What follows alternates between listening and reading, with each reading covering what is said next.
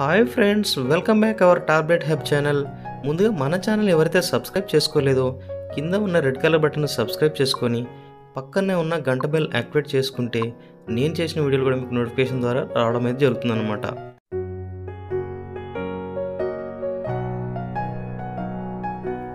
Hi friends, welcome back our tablet hub channel. ఈరోజు ఇంకొక టాపిక్తో మీ ముందుకు వచ్చాను. ఈరోజు టాపిక్ ఏంటంటే పంటి నొప్పి అనేది ఏ విధంగా వస్తుంది, వచ్చిన తర్వాత ఏ విధమైన జాగ్రత్తలు తీసుకోవాలి, రాకముందుకు ఏ విధమైన జాగ్రత్తలు తీసుకోవాలి, మెడికేషన్ ఏ విధంగా ఉంటుంది అనే దాని గురించి పూర్తిగా తెలుసుకుందాం. ముందుగా మన ఛానల్ ఎవరైతే సబ్స్క్రైబ్ చేసుకోలేదో సబ్స్క్రైబ్ చేసుకొని పక్కనే ఉన్న గంట బెల్ యాక్టివేట్ చేసుకుంటే నేను చేసిన వీడియో కూడా మీకు లేటెస్ట్గా అప్డేట్గా వస్తాయి. సో మీరు సబ్స్క్రైబ్ అయితే చేసుకుని నాకు సపోర్ట్ చేయండి ఫ్రెండ్స్. ఇక టాపిక్లోకి వెళ్ళినట్లయితే ముందుగా ఈ పన్ను అనేది ఎన్ని భాగాలుగా ఉంటుంది అంటే, ఈ పన్ను అనేది మనకు 3 భాగాలుగా ఉంటుంది. పన్ను లోపల పొరల గురించి చెప్తున్నాను. ఈ ఫస్ట్ పొర వచ్చేసి మనకి ఎనామిల్ ఉంటుంది పైన, తర్వాత డెంటిన్ ఉంటుంది లోపల, ఆ తర్వాత పల్మ్ ఉంటుంది. ఏ విధంగా వస్తుంది అంటే మనకు ఫస్ట్ మనం పళ్ళు సరిగ్గా శుభ్రపరచుకోకపోవడము, బ్రష్ సరైన పద్ధతిలో వేయకపోవడం, పళ్ళపై అశ్రద్ధగా ఉండడం, కొద్దిమంది పళ్ళపై ఈ గారాలు ఉంటాయి కదా, అదే పచ్చగా వేరుపడడం. అట్లా ఉన్నప్పుడు ఏం చేస్తారంటే ఇసుకతో కానీ అట్లా గట్టి పదార్థాలు ఏదంటే తోముతారు, దాంతో తొందరగా వెళ్ళిపోవాలనే ఆత్రతతో. అలా చేయకూడదు. ఆ విధంగా కూడా ఈ పంటి నొప్పి అనేది వచ్చే అవకాశం ఉంటుంది. అది ఏ విధంగా వస్తుంది అంటే, ఫస్ట్ ఈ ఎనామిల్ అనేది ఎప్పుడైతే అరిగిపోతుందో పైన పన్ను, అది చాలా గట్టి పొర, అది ఆ పొర ఎప్పుడైతే అరిగిపోతుందో తర్వాత డెంటిన్కి అటాక్ అవుతుంది. డెంటిన్ ఎప్పుడైతే వెళ్ళిపోతుందో ఇంకా నరాలకు వచ్చేస్తుంది. నరాల నుంచి మనకు పన్ను వెళ్ళే ఛాన్సెస్ కూడా ఉందన్నమాట, అంటే తీపిచ్చుకునే ఛాన్సెస్ కూడా వస్తుంది. కాబట్టి ముందుగానే మనం అశ్రద్ధ వహించకూడదు.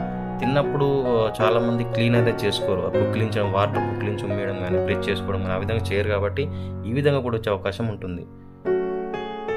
అదేవిధంగా మనం తిన్న ఆహారం కొద్ది పళ్ళ మధ్యలో ఇరుక్కొని ఉంటుంది. వాటి కోసం కూడా బ్యాక్టీరియా వచ్చి చెడు రసాయలను రిలీజ్ చేస్తుంది. కాబట్టి ఆ విధంగా కూడా పళ్ళు నొప్పి వచ్చే అవకాశం అయితే ఉంటుంది. ఇంకో విధంగా చూసుకుంటే కొంతమంది నోటితో మూతలు తీయడం, గట్టి పదార్థాలు మూతలు తీయడం, మరియు కొంతమంది గుట్కా పొగాకు తీసుకున్న వారికి కూడా చిగుళ్ళ ప్రాబ్లం అయితే వస్తుంది. కొంతమంది ఏం చేస్తారంటే నిద్రలో పళ్ళను అనేది ఊరుతూ ఉంటారు, వారికి కూడా ఈ ఎనామిల్ అనేది దెబ్బతింటూ ఉంటుంది.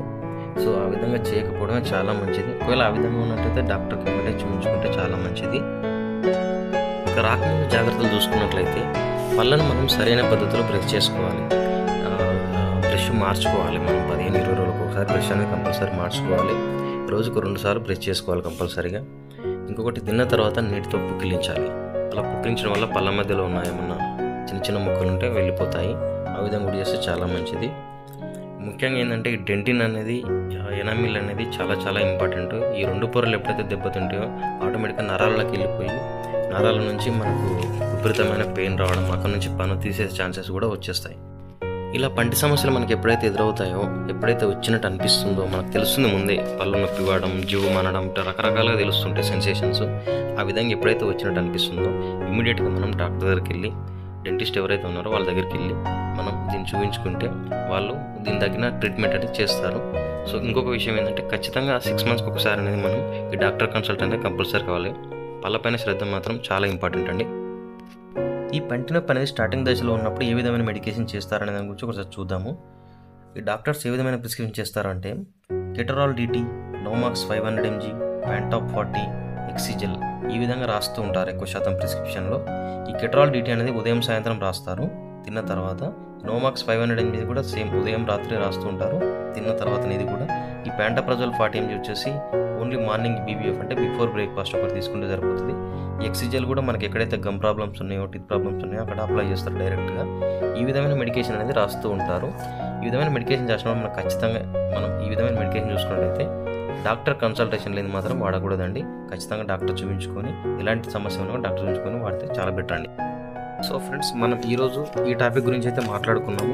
పళ్ళ సమస్య ఏ విధంగా వస్తుంది, వచ్చిన తర్వాత తీసుకునే జాగ్రత్తలు, రాకముందు జాగ్రత్తలు, మెడికేషన్ ఏ విధంగా రాస్తారు డాక్టర్స్ అనే దాని గురించి కూడా మాట్లాడుకున్నాం. సో ఈ టాపిక్ అయితే మీకు నచ్చిందని నేను అనుకుంటున్నాను. ఖచ్చితంగా నచ్చినట్లయితే నా ఛానల్ సబ్స్క్రైబ్ చేసుకోండి, షేర్ చేయండి, లైక్ మాత్రం చేయండి. ఇలా చేయడం వల్ల నాకు కూడా కొద్దిగా సపోర్ట్గా ఉంటుంది ఫ్రెండ్స్. సో తప్పకుండా సబ్స్క్రైబ్ అయితే చేసుకోండి. ఇక ఉంటాను ఫ్రెండ్స్.